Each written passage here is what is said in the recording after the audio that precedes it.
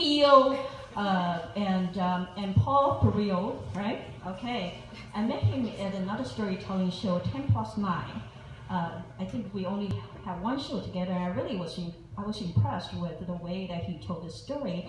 And then I found out that he just published a novel, My Brother's Hands, and also has an audio book, and then also has a comic book, and is also an improviser. You're going to teach improv art to people older 40.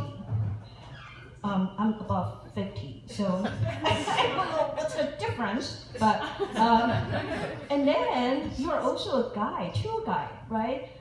You have this called accidental tour guide.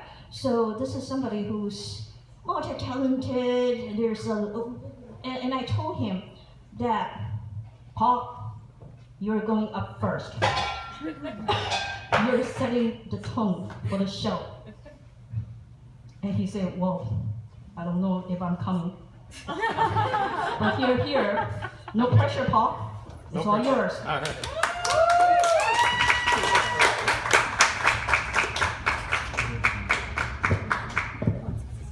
No pressure at all.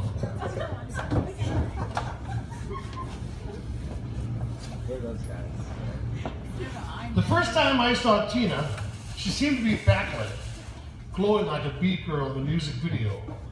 From her pleather shoes to her stonewashed jeans to the top of her platinum aquanet of perfect hair. She was a vision for a mere mortal to behold. This was 1998 Berwyn. That's right, we were Berwyn before Berwyn was cool. Now, Tina was a waitress at the Italian restaurant in the neighborhood. On Monday nights, the joint doubled as a karaoke hangout.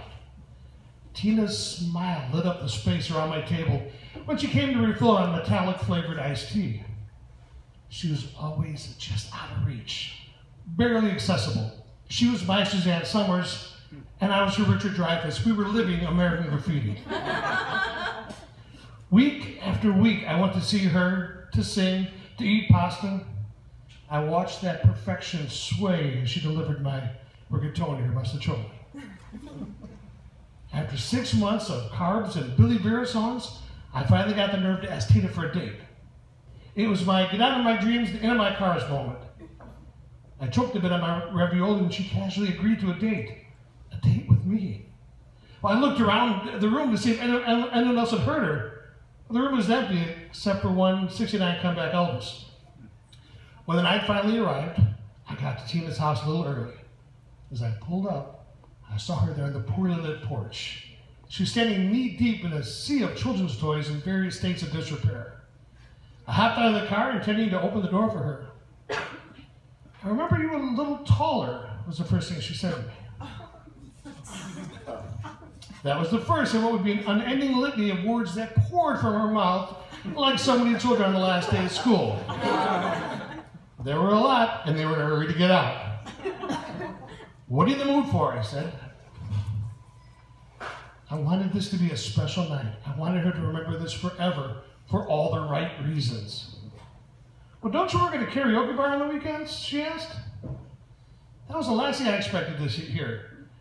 She could have done anything she wanted, within reason, and she wanted me to take her to the place I work. After I finagled to get the night off, she wanted to hear me sing karaoke. I didn't know you actually liked karaoke, I managed. Oh, I love it, you beamed. It's like live music without the band. Okay, I said. I spun the wheel, took a hard left. I was on my way to the one place I didn't want to be tonight, but I was with Tina. I was with Tina, who obviously loved talking. I was beginning to think Tina lived in mortal fear of silence. She talked without stopping for the next 15 minutes. Now, I get that 15 minutes is not really that long a time in the scheme of things, but I'm pretty sure she didn't breathe the entire time. She talked about the restaurant she worked at. She talked about the beauty school she applied to. She talked about her nieces. She talked about her nephews. I drove in silence. Well, my silence, not hers. We arrived none too soon, and I pulled into my regular spot, grateful for the 30-second blast of silence that would end as soon as I opened the car door for her. Next, I pulled open the big metal door that led into the back of the bar. She walked in and began to work her way down the cramped hall. The movement of those stonewashed jeans made me feel a little guilty for being relieved that she was in front of me. I couldn't hear a word she was saying. Walking into the musty, smoke-filled room ahead of me, she caught the attention of everyone sitting at the bar. Women that look like Tina don't come to gin mills like this. Not alone, anyway. A few of the regulars saw me coming up behind her, but there was no way they were going to believe she was actually with me. Even as we took a table by the cooler, I put my arm on the back of her chair. People still couldn't believe what they were seeing. Needing a quick break from the constant din, I scooted to the bar where, luckily, I had to wait for service. Everyone sitting around the bar fell awkwardly silent. "Hey, Paul," said a hushed voice to my right. "Isn't that Tina from up the street?" I looked at dial-a-phone Charlie and smiled. It was less a victory smile, more a smile of melancholy resignation. "You the man," he said. "You the man." He turned back to his beer. "Yeah, Paulie, you the man," Puerto Rican Eddie yelled from across the bar. Suddenly, I was saved by Karaoke Bob asking me to come up and sing. I trotted to the front of the bar and I grabbed the old microphone and began to sing. Tina swayed a bit. It actually looked like her lips were pressed together in a crooked smile. This was the side of Tina I hadn't seen all night. All too soon the song was over and I was back at the bar collecting our drinks before returning to the little table and to Tina. As the night dragged on, I found myself taking unnecessary bathroom sojourns just to give my ears a break. About the fifth stop, I lingered in the doorway watching as she pummeled some poor sap's eardrums. His look of relief mixed with gratitude would have been amusing, but it meant that I was once more into the breach. Tina was so stunning, I never paid attention to her personality, or if she even had one.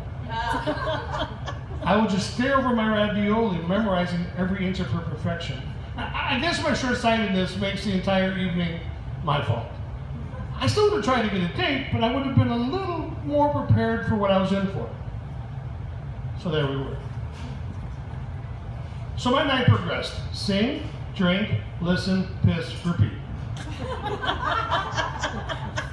Then it happened. The man of my dreams came in. He was wearing tight, stonewashed jeans and a tight denim shirt. He had a helmet of perfect black hair. By the time he ordered my drink, she was mesmerized. She kept looking at him, then looking at me. The looks at him were longer, the looks at me were filled with pity.